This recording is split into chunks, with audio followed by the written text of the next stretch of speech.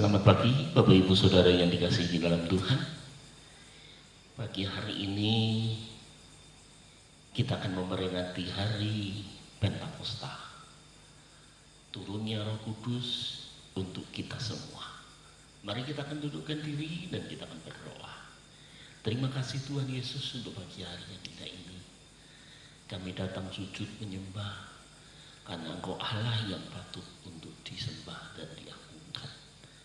Pagi hari ini kami siap mendengar firman-Mu. Buka telinga hati, mata hati, sehingga kami bukan hanya untuk mendengar, tapi kami boleh melihat akan kemuliaan dan kebesaran-Mu.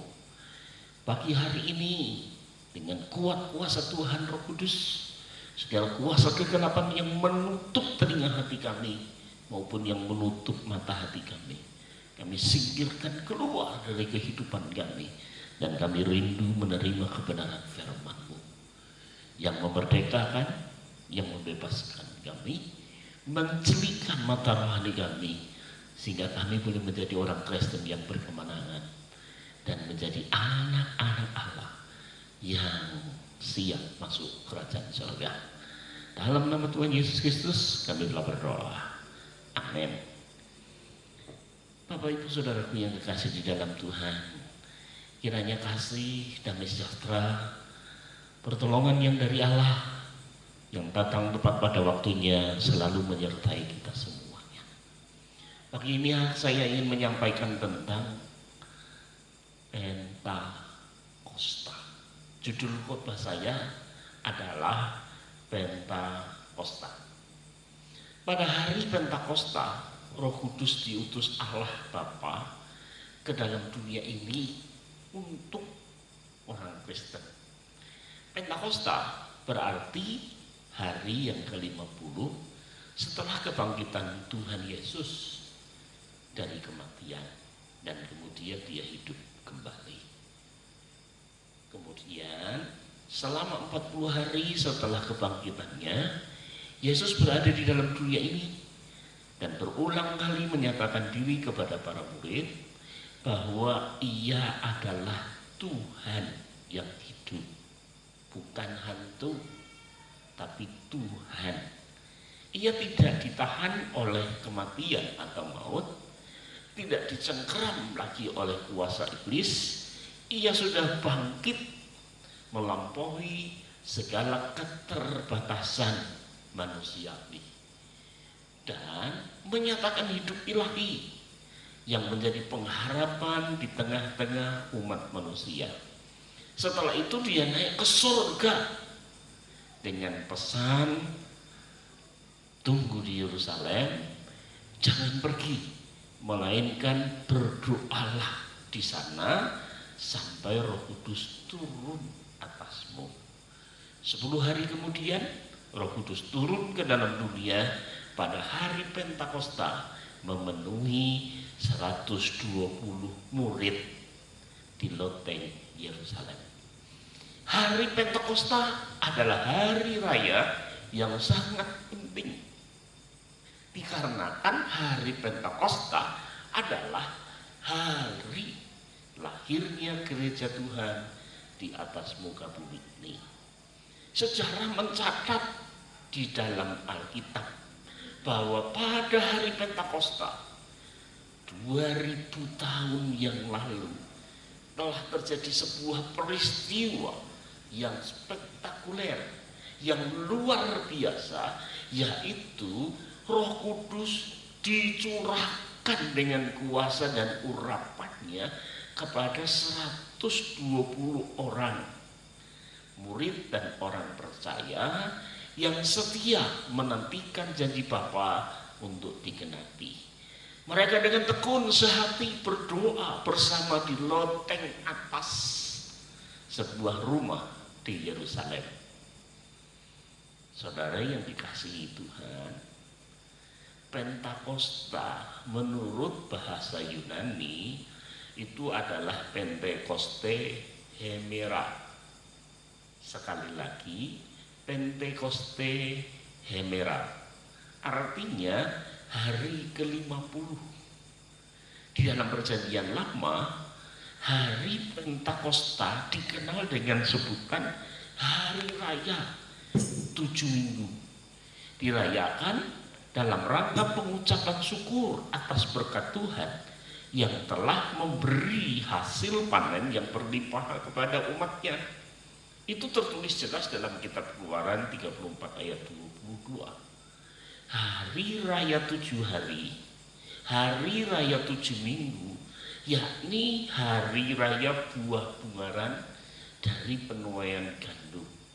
Haruslah kau rayakan juga pada hari pengumpulan hasil pada pergantian tahun. Sedangkan dalam perjanjian baru, hari Pentakosta adalah hari pencurahan Roh Kudus. Nah, disinilah kita harus mempelajarinya dengan teliti. Hari Pentakosta untuk orang Yahudi adalah hari raya panen atau panen raya, atau hari besar Shavuot untuk mengenang panen pertama ketika mereka masuk ke tanah Kanaan, dan mereka mempersembahkan semuanya kepada Tuhan sebagai ucapan syukur. Dan hari raya ini dirayakan pada setiap tahun. Bagi kita umat Kristen, hari Pentakosta adalah hari yang ke-50 dihitung setelah hari kebangkitan Kristus. Dan 10 hari setelah hari kenaikan Tuhan Yesus ke surga. Kuasanya dicurahkan pada hari Pentakosta setelah Tuhan Yesus naik ke surga. Jadi Roh Kudus itu bukan hanya kuasa, melainkan salah satu pribadi dari Allah kita yang Tritunggal. Oleh sebab itu, mulai dari hari Pentakosta sampai kedatangan Tuhan Yesus yang kedua kali nanti adalah zaman Roh Kudus bekerja di atas bumi ini. Roh Kudus adalah pribadi yang ketiga dari Allah Tritunggal. Seperti halnya Allah Bapa, Allah Anak, dan Allah Roh Kudus. Jadi Roh Kudus juga mempunyai peranan yang sangat penting dalam karya keselamatan umat manusia. Dialah yang menerapkan karya keselamatan itu di dalam diri semua umat pilihan Allah. Oleh karena itu, peranannya dalam kehidupan orang percaya sangatlah penting. Banyak orang Kristen hanya minta kuasa Roh Kudus supaya mendoakan orang sakit bisa sembuh, mendoakan orang gila bisa waras, mendoakan orang mati bisa hidup.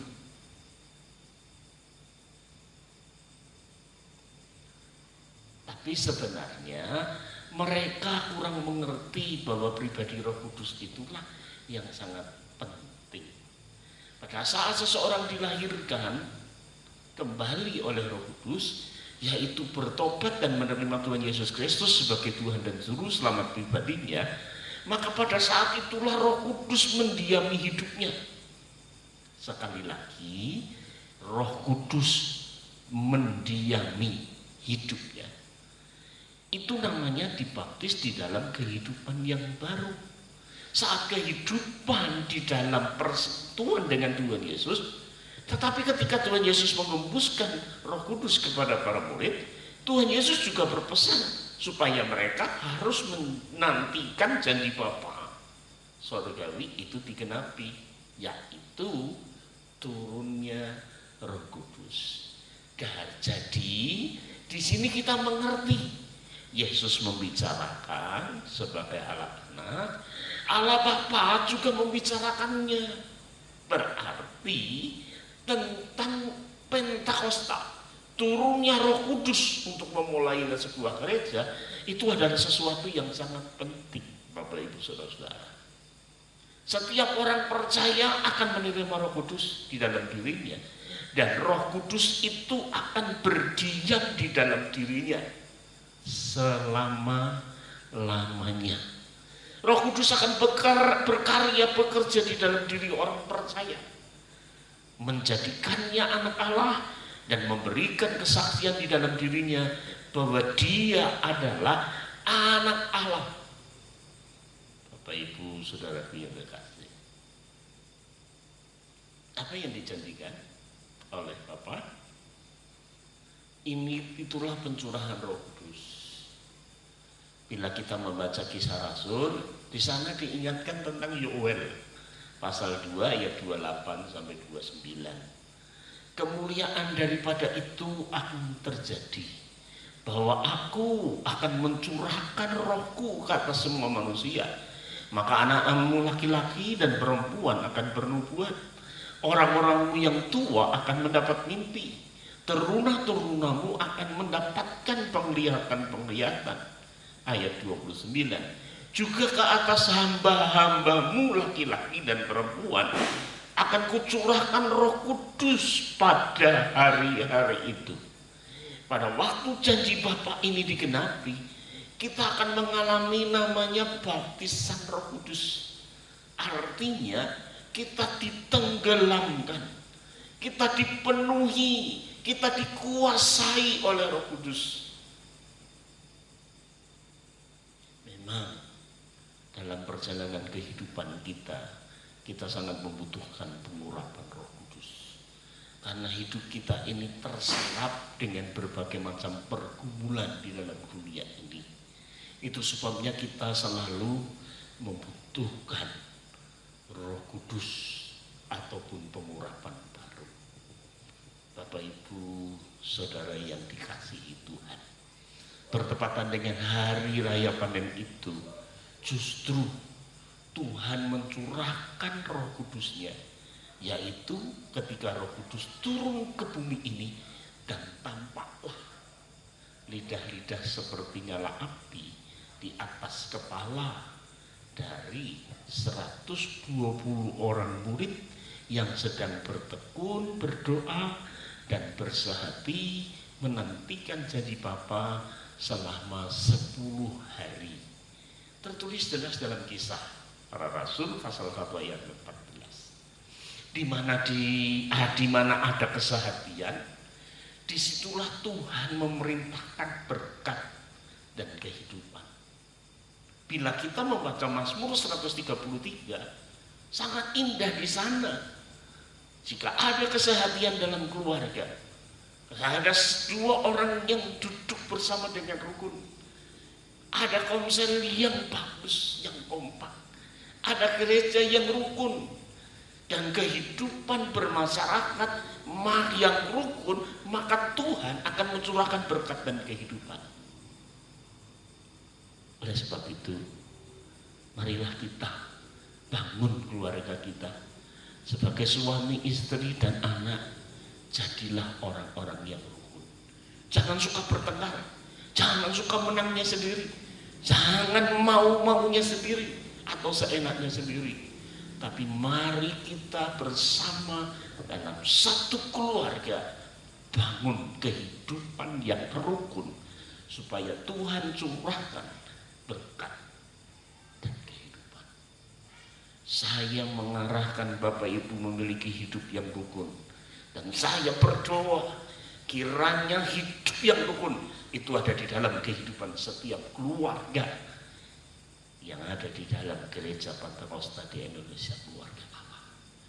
Tuhan akan kirimkan berkatnya, Tuhan akan kirimkan kehidupannya atas kehidupanmu. Kisah Para Rasul pasal 2 ayat 1 sampai 6. Ketika Roh Kudus dicurahkan, maka tampaklah lidah-lidah api yang melambangkan kuasa Roh Kudus. Maka penuhlah mereka dengan Roh Kudus. Lalu mereka mulai berkata-kata dalam bahasa-bahasa lain, seperti yang diberikan oleh Roh itu kepada mereka untuk mengatakannya. Bahasa roh yang diberikan khusus oleh Tuhan kepada murid-murid adalah bahasa yang dapat dimengerti oleh orang banyak sesuai dengan suku dan bangsa mereka yang pada waktu itu tinggal di Yerusalem. Itu kisah yang ditulis dalam pasal 2. Bahasa roh adalah tanda dari baptisan Roh Kudus. Jadi setelah dipenuhi, mereka mampu berkata-kata dalam bahasa roh. Namun tidak hanya berhenti di situ saja. Karena tujuan kita, tujuan Tuhan membaptis kita dengan Roh Kudus, tujuan kita mengalami baptisan Roh Kudus adalah menerima kuasa. Kuasa untuk apa? Yang pertama, kuasa untuk hidup benar sesuai dengan kebenaran firman Allah, dan dimampukan untuk bersaksi atau menunjukkan pola pikir dan pola hidup yang berkenan kepada Allah. Nah, yang kedua ini memberitakan Injil atau menceritakan kehidupan yang sudah diubahkan oleh Yesus sehingga semakin baik. Menyatakan kasih karunia Tuhan atau pertolongan demi pertolongan, terobosan demi terobosan yang terjadi dalam hidup kita, dan itu jelas menjadi berkat bagi orang lain, sehingga kemanapun engkau pergi dan menceritakan, itu punya impact, punya dampak yang luar biasa. Kisah para Rasul pasal 2 ayat 7-11. Melalui baptisan Roh Kudus, murid-murid dapat berkata-kata dalam bahasa yang dapat dimengerti oleh orang banyak yang berasal dari beberapa suku, berbagai suku bangsa. Ketika sedang berbahasa roh, para murid sedang berkata-kata dan menceritakan tentang perbuatan-perbuatan besar yang dilakukan. Itulah penginjilan secara langsung. Ada karunia bahasa roh dan ada bahasa roh sebagai tanda baptisan Roh Kudus. Menurut bahasa Yunani itu ada yang namanya glossolalia, ada yang namanya senalolia. Tujuan kita mengalami baptisan Roh Kudus bukan hanya untuk mengalami bahasa roh. Itu hanya sebagai tanda bahwa kita dilawat oleh Tuhan. Namun tujuannya bukan untuk diri kita sendiri, melainkan untuk menjadi berkat bagi orang lain juga, yaitu menjadi saksi Tuhan dan memberitakan Injil kepada semua orang. Jelas tertulis Kisah pasal 1 ayat yang ke-8. Bahasa roh diberikan untuk membangun hubungan kita dengan Bapa di sorga. Apakah dalam doa, pujian, penyembahan, supaya semuanya itu dapat dikerjakan dengan penuh iman dan keyakinan dan mendapatkan jaminan. Ketika kita ingin berubah, Tuhan berikan kekuatan dan dapat dipastikan kamu akan berubah dan diberkati. Jika bahasa roh merupakan karunia, ada penafsirannya, maka hal itu untuk bernubuat dan membangun iman jemaat, maksudnya semua orang yang hadir. Bapak Ibu Saudara-saudara, nah di sini kita ada dua hal yang sangat jelas. Oleh sebab itu tadi saya katakan, menurut bahasa Yunani ada dua, yaitu satu glossolalia, yang kedua adalah senalolia. Akibat dari baptisan dan kepenuhan Roh Kudus para murid, mereka menjadi orang yang berani dalam memberitakan Injil, seperti Petrus. Dan hal ini menjadi kenyataan seperti yang dikatakan Tuhan Yesus menjelang hari kenaikannya ke sorga. Dalam Kisah 1 ayat 8, bukti dari baptisan Roh Kudus adalah perubahan hidup yang radikal dan perubahan motivasi serta berani untuk bersaksi. Baptisan Roh Kudus membuat kita berani bersaksi dan menyatakan diri kepada orang lain bahwa kita ini adalah anak-anak Tuhan, pengikut Kristus. Bersaksi bukan hanya berkata-kata saja, tetapi juga harus nampak dalam perubahan hidup dari kehidupan kita. Baptisan Roh Kudus juga memberikan kita kuasa untuk menang atas dosa, kuasa untuk menyalibkan kedagingan, dan kuasa untuk mengusir iblis, setan, dan roh-roh jahat. Begitu pentingnya Roh Kudus dalam kehidupan kita. Roh, jiwa, dan tubuh kita harus dibaptis dan dipenuhi oleh Roh Kudus. Memang diawali oleh Roh, kemudian menguasai jiwa kita, dan setelah itu mulai menguasai tubuh kita. Kepenuhan Roh Kudus tidak meniadakan tanggung jawab kita untuk terus bertindak dan berjuang, karena kuasa Roh Kudus akan nyata ketika kita bertindak. Sebaliknya, jika kita tidak bertindak, sekalipun kita sudah dipenuhi Roh Kudus, tidak akan terjadi apa-apa berupa mukjizat ataupun keajaiban dan lain sebagainya. Daud diurapi menjadi raja, ya seperti raja ini. Namun pengurapan Daud nyata ketika dia bertindak untuk melawan Goliat. Muncul keyakinannya, muncul keberaniannya, muncul tekadnya yang luar biasa. Dia berani menghadapi dan kemudian dia menang. Kita dibaptis dan dipenuhi Roh Kudus supaya kita menang atas tantangan dan setiap pergumulan yang kita hadapi, khususnya sebagai saksi Kristus. Kisah Para Rasul pasal 2 ayat 14-21, 37 sampai 40. Petrus yang diurapi Roh Kudus dengan berani berdiri dan tampil berkhotbah di depan ribuan orang. Pada waktu Petrus berkhotbah, orang banyak yang mendengar dan menerima perkataannya itu terenyuh dan bertobat serta memberi diri mereka dibaptis. Itu ayat 38. Dan pada hari itu jumlah mereka bertambah kira-kira 3.000 jiwa. Jadi kalau kita sistem matematika, 120 plus 3.000 jumlah saat itu menjadi 3.120 jiwa. Itulah penuaian jiwa yang Tuhan artikan sebagai hari raya panen pada hari Pentakosta. Sejak peristiwa itulah maka gereja mula-mula berdiri dan setiap hari Tuhan menambahkan jumlah mereka. Dibaptis dengan Roh Kudus artinya hidup kita sepenuhnya dilingkupi, diliputi oleh Roh Kudus, dipenuhi dan ditenggelamkan dalam Roh Kudus, sebagaimana dibaptis dengan air. Dalam bahasa aslinya bisa bapto atau baptiso, artinya dicelupkan. Saudara-saudara paham dicelupkan?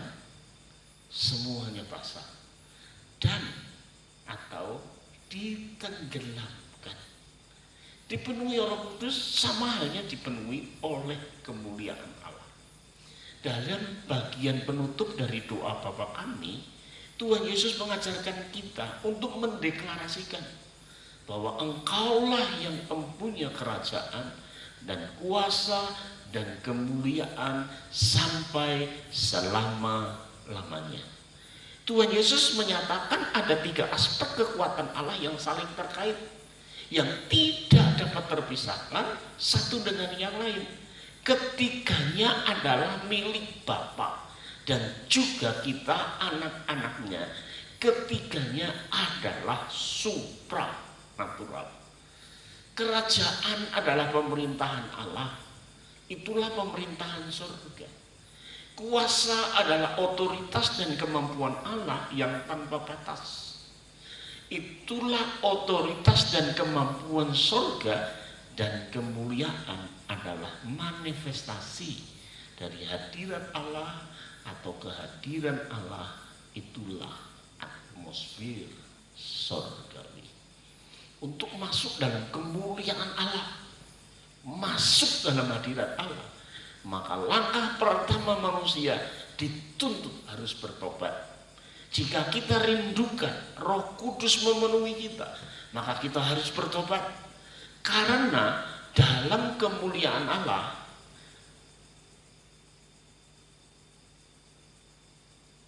kemuliaan kita berupa kekayaan, kepandaian, harta, gelar kita sebagai manusia, tidak ada apa-apanya jika dibandingkan dengan kemuliaan Tuhan. Kita harus bertobat kembali dari semua kesombongan dan harga diri, maksudnya ego kita. Harus ada pembaharuan kembali, maka akan terjadi kesembuhan luka batin, kesembuhan tubuh, pemulihan, kelepasan dari kuasa dosa, kelepasan dari roh kutub, kelepasan dari kuasa setan serta kuasa iblis dan roh-roh jahat lainnya. Di mana ada hadirat Tuhan, di situ ada pewahyuan, ada kepekaan akan suara Roh Kudus. Tuhan akan memberikan kekuatan supaya roh kita menyala-nyala untuk melayani Tuhan, bersaksi dan memenangkan jiwa untuk Tuhan. Karena itu, pada kesempatan ini, marilah kita bersama melihat karya Roh Kudus yang dikerjakan dalam kehidupan orang percaya. Yang pertama, ayat Roh Kudus melahirbarukan. Kita tidak dapat melihat, kita tidak dapat menjadi anak Tuhan, menjadi orang percaya dan menerima Kristus sebagai juru selamat tanpa pertolongan Kudus, Roh Kudus. Setiap manusia sudah terlahir dalam dosa. Mazmur 51 ayat 7, Roma 3 ayat 23. Dan semua orang berdosa menghadapi upah dosa, yaitu maut. Roma pasal 6 ayat 23. Dosa terus memperanakkan dosa dan membuat manusia semakin jauh dari Tuhan. Lalu siapakah yang dapat menyadarkan manusia akan keberadaannya ini dan keterhilangannya ini dari hadapan Allah? Siapakah yang sanggup menghadapkan manusia kepada pertobatan dan kebenaran Injil yang menyelamatkan? Yohanes pasal 16 ayat yang ke-8 berkata, kalau Ia Roh Kudus itu datang, Ia akan menginsafkan dunia. Maksudnya manusia berdosa, akan dosa, akan kebenaran dan penghakiman. 1 Korintus 12 ayat 3 menegaskan, tidak ada seorang pun yang mengaku Yesus adalah Tuhan kalau bukan karena Roh Kudus. Roh Kuduslah yang berkarya membuat orang insaf akan dosa, bertobat menerima Injil keselamatan, dan mengalami kelahiran baru dalam Kristus. Tuhan Yesus pernah berkata kepada seorang Farisi yang bernama Nikodemus bahwa untuk masuk kerajaan Allah, seseorang harus, dalam Yohanes pasal 3 ayat 3 sampai 6, dilahirkan kembali. Perkataan ini bukan berarti ia harus masuk ke rahim ibunya lagi supaya dapat dilahirkan kembali. Yang dimaksud dalam ayat ini adalah ia perlu mengalami kelahiran yang baru. Maksudnya kelahiran bukan dari darah atau daging, tetapi dari Roh Kudus dan oleh Roh Kudus. Oleh karena itu, Roh Kudus berkarya di dalam dirinya. Ia yang tadinya buta oleh dosa menjadi jeli dan dapat melihat anugerah Allah dalam hidupnya.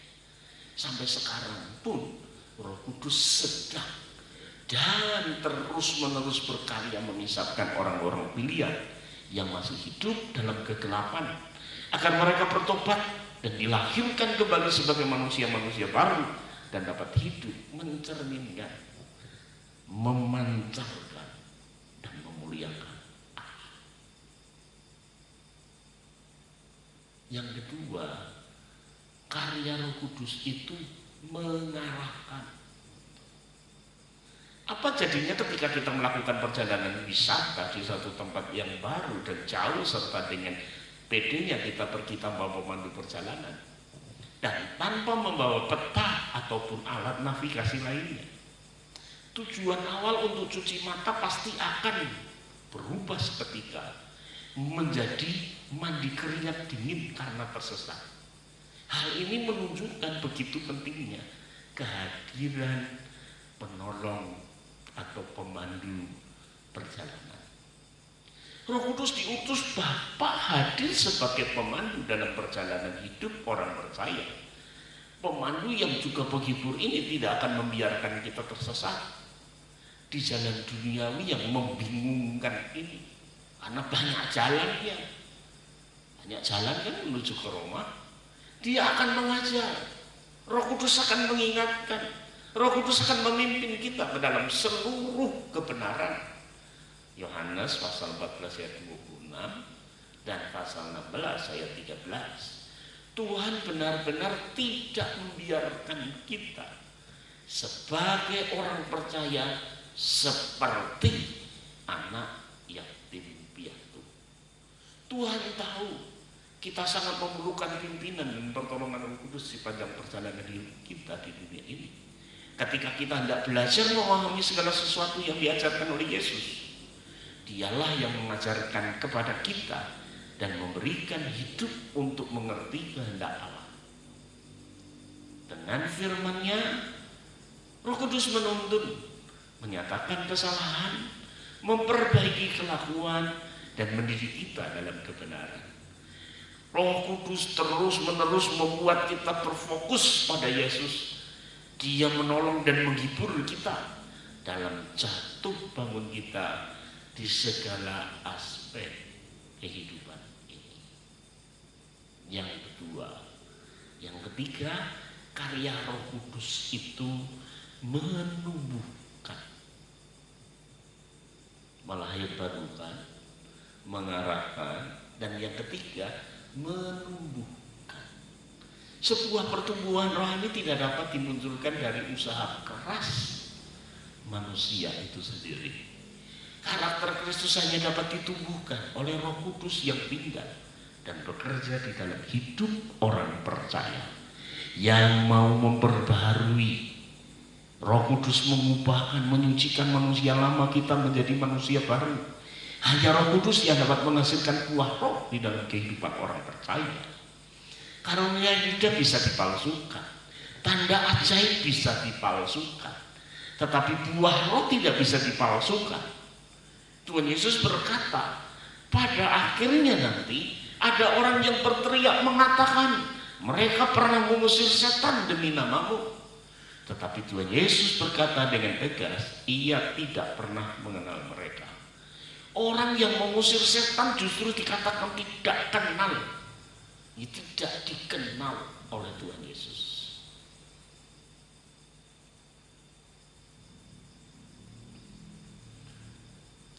Alkitab berkata dari buahnya kita mengenal pohonnya.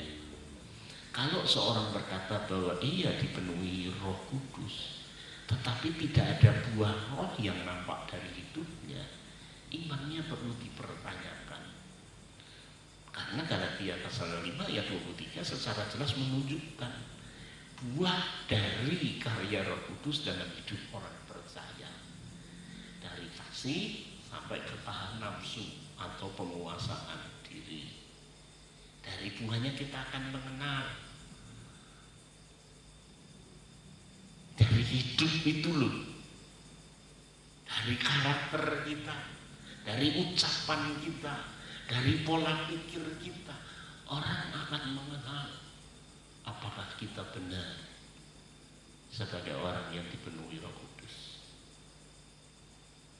Orang yang hidup dalam pimpinan Roh Kudus mempunyai kasih yang suci, mempunyai damai yang suci, mempunyai penguasaan diri yang suci, mempunyai kesabaran, tahan diri, setia. Bagaimana hidup dengan damai? Hidup bisa dipercaya. Jadi kalau saudara katakan aku udah penuh Roh Kudus, tapi hobinya utang orang bayar, itu bukan karya Roh Kudus. Suka pindah sana pindah sini, itu bukan karya Roh Kudus. Bapak Ibu Saudara yang kekasih, apalagi Kristennya model hobi utang dan kemudian gaduh, terus lupa atau pura-pura lupa. Contoh karya Roh Kudus yang menumbuhkan secara jelas dapat kita lihat dalam kehidupan rasul-rasul. Simon Petrus yang sebelumnya berwatak keras kepala, tidak berpikir panjang, berani namun labil, diubahkan dan dibentuk oleh Roh Kudus menjadi pribadi yang lebih matang, tenang, tangguh, bersikap bijaksana.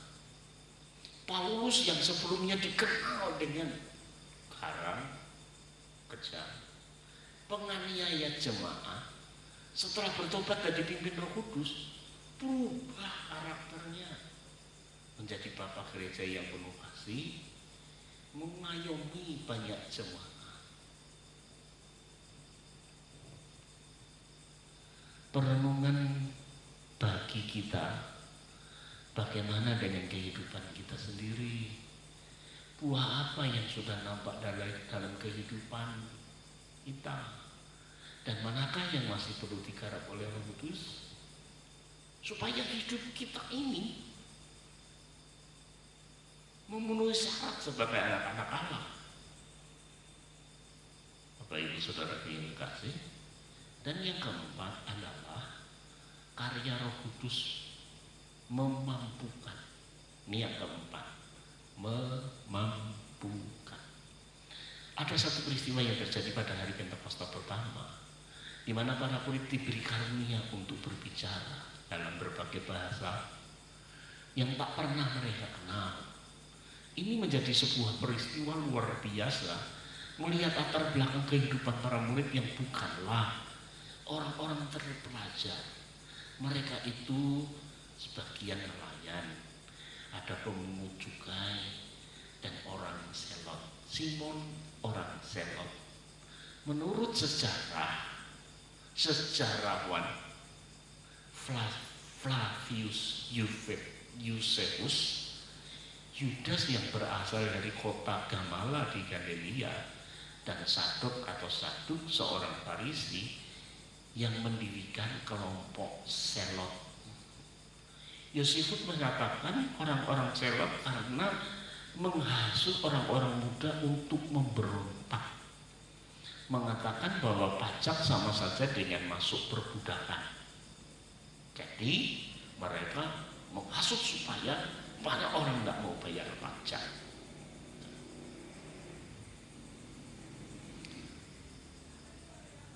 Dan mendorong bangsa Israel untuk memperjuangkan kemerdekaan dari Romawi. Seakan-akan ini akan membawa kebahagiaan. Termasuk Barabas, itu orang Selot.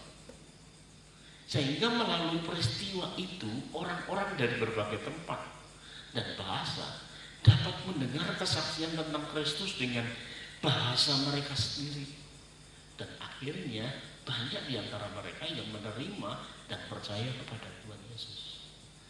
Ini adalah salah satu contoh spektakuler karya Roh Kudus yang memampukan orang-orang percaya untuk bersaksi dan melayani bagi kemuliaan nama Tuhan kita, Tuhan Yesus Kristus. Namun karya Roh Kudus yang memampukan ini tidak hanya berupa karunia-karunia yang tampak spektakuler seperti yang kita lihat dari Pentakosta pertama atau dari peristiwa yang sering kita dengar dan baca. Karya Roh Kudus yang memampukan ini juga dapat dialami oleh semua orang percaya. Buat saya, buat ibu, buat bapak, buat semua saudara. Karunia-karunia roh yang tampak biasa-biasa saja, tetapi menjadi luar biasa karena Roh Kudus memakainya untuk menyatakan kemuliaan Tuhan. Rasul Paulus dalam 1 Korintus pasal 12 menjelaskan bahwa ada rupa-rupa karunia Roh Kudus. Setiap orang percaya memiliki karunia Roh Kudus yang berbeda-beda, tetapi semuanya itu dikerjakan oleh Roh Kudus yang sama, yaitu Roh Kudus untuk kepentingan bersama dan pembangunan tubuh Kristus yang memuliakan Allah. Setiap kita dipanggil untuk melayani dan juga setiap kita diperlengkapi untuk melayani, Roh Kudus tidak hanya akan berkarya di depan, Dia juga akan berkarya di dalam hidupku. Dia juga akan berkarya melalui hidupmu. Karya-karyanya yang melahirkan, mengarahkan, menumbuhkan, dan memampukan, hendak berkarya melalui kehidupan kita dengan memampukan kita untuk terlibat dalam pekerjaan Tuhan yang besar. Oleh karena itu, kita perlu mengenali karunia-karunia roh yang diberikan kepada kita, agar kita dapat memakainya dan mengembangkannya bagi pembangunan tubuh Kristus dalam kemuliaan Allah Bapa. Satu pertanyaan yang perlu kita renungkan, mengapa kita ada di GBDI Keluarga Allah sebagai warga jemaat? Sekali lagi saya perlu sampaikan, mengapa kita berada di GBDI, Gereja Pantekosta di Indonesia Keluarga Allah sebagai warga jemaat. Yohanes pasal 15 ayat 16-17. Kita tertanam di GBDI di saat ini bukan kebetulan. Semua ada dalam rencana Tuhan dan kehendak Tuhan. Bila kita menjadi warga GBDI bukan karena kita memilih, tetapi Tuhan, percayalah, Tuhanlah yang memilih dan memanggil serta memilih kita supaya hidup kita diubahkan oleh Roh Kudus dan berbuah bagi kerajaannya. Firman Tuhan ini juga mengajarkan kita untuk hidup saling mengasihi. Itu sebabnya kita harus saling mendukung dan mendorong untuk maju bersama-sama. Jika satu korek api bisa membakar jutaan pohon, demikian pula satu kata negatif, satu pikiran negatif bisa menghancurkan semua yang positif. Itu sebabnya di dalam gereja GBDI Keluarga Allah tidak boleh ada satu batang korek api yang membakar yang lain. Sebaliknya, perkataan kita harus seperti pohon yang menciptakan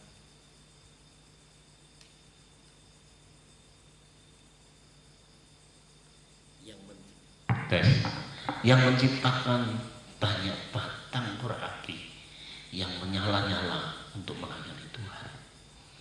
Tuhan Yesus memanggil, Tuhan Yesus juga memilih, bahkan Dia menetapkan kita di bumi ini supaya kita menjadi mitranya, mitra kerja untuk melanjutkan pekerjaannya yang besar, yaitu siap diubahkan, dimampukan, diarahkan, mampu menjadi saksi dan bersaksi serta memenangkan jiwa bagi Kristus. Kita ada di GBDI Keluarga Allah supaya kita diperlengkapi, supaya kita diberkati secara rohani.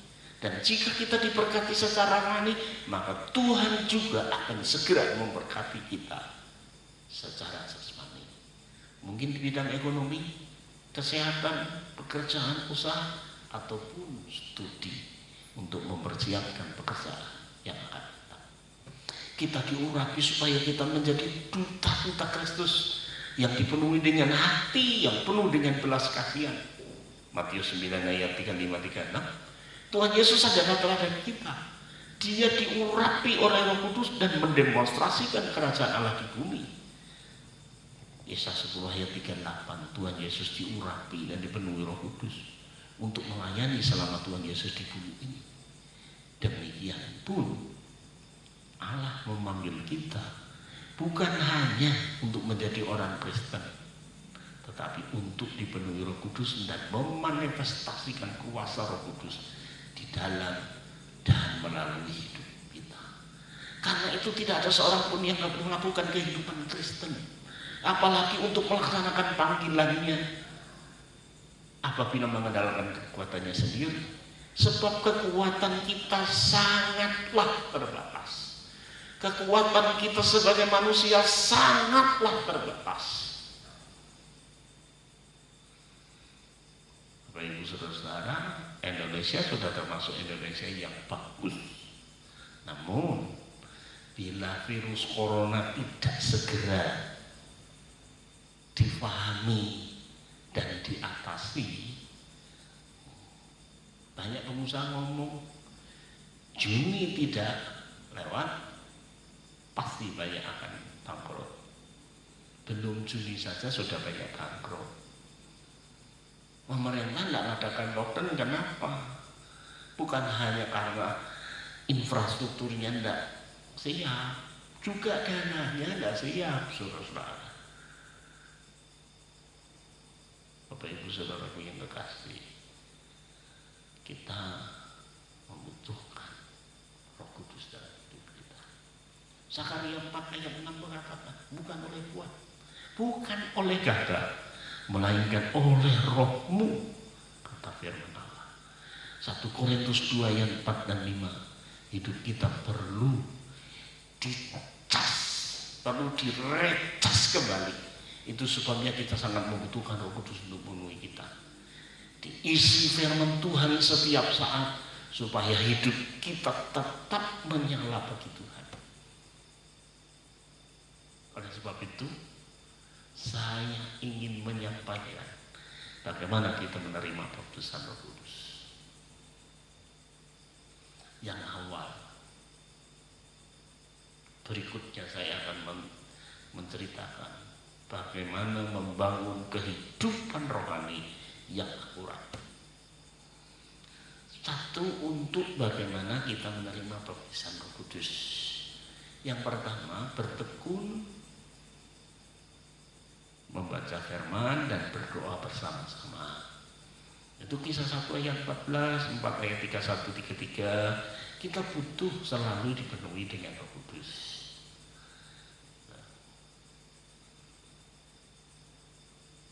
Penuhi Roh Kudus tandanya berbahasa roh. Fungsi bahasa roh adalah membangun diri sendiri, membangun imannya sendiri. Itu. Oleh sebab itu, mari kita membangun diri sendiri dengan berkata-kata dalam bahasa roh. Untuk lebih jelasnya, kelak pasti saya akan sampaikan.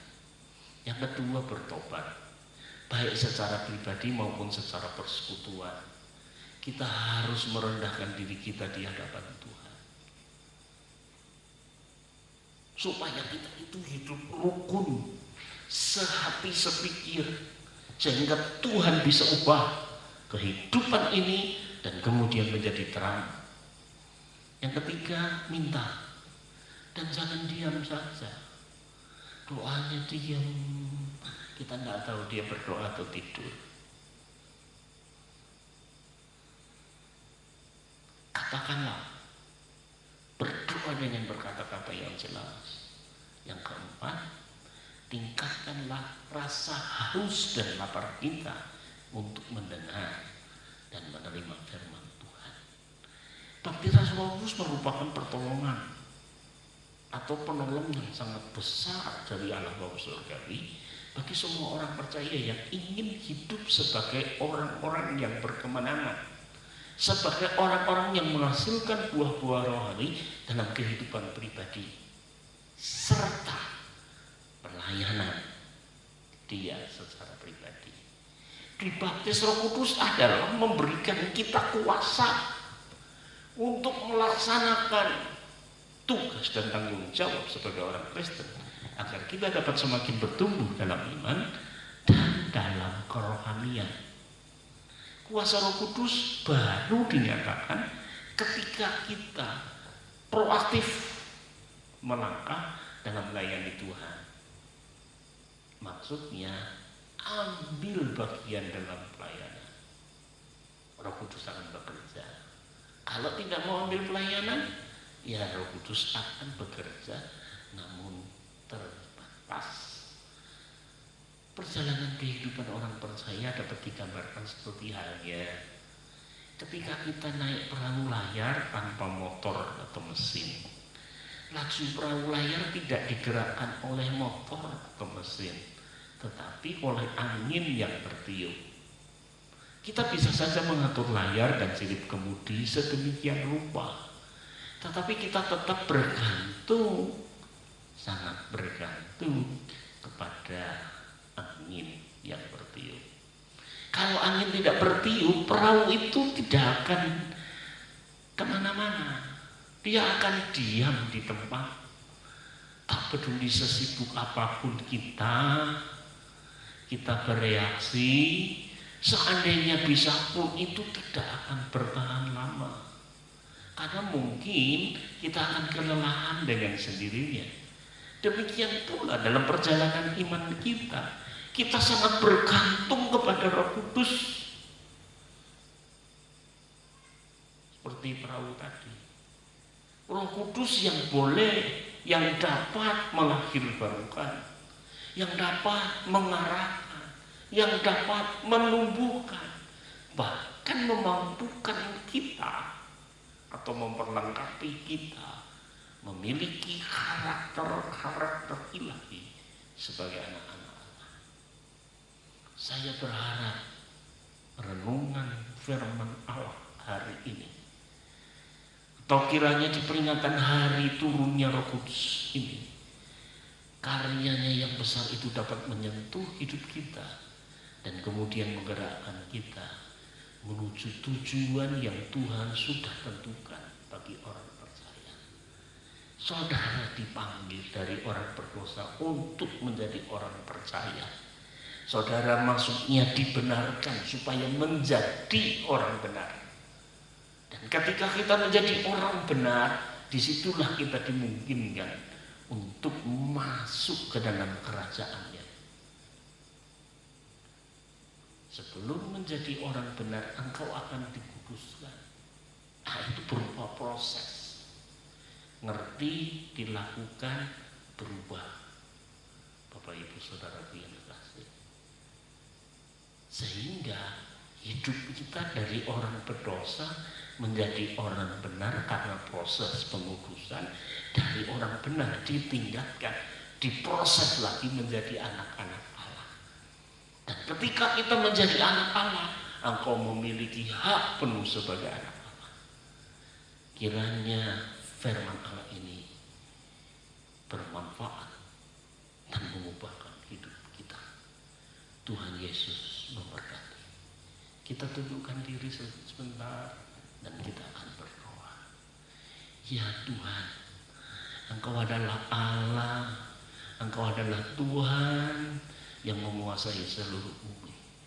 Bahkan sebelum Engkau naik surga, Engkau sudah menyatakan bahwa seluruh kuasa yang ada di surga, yang ada di bumi, yang di surga di atas, yang bumi, bahkan yang paling bawah di bawah bumi pun, Engkau juga yang memiliki kuasa.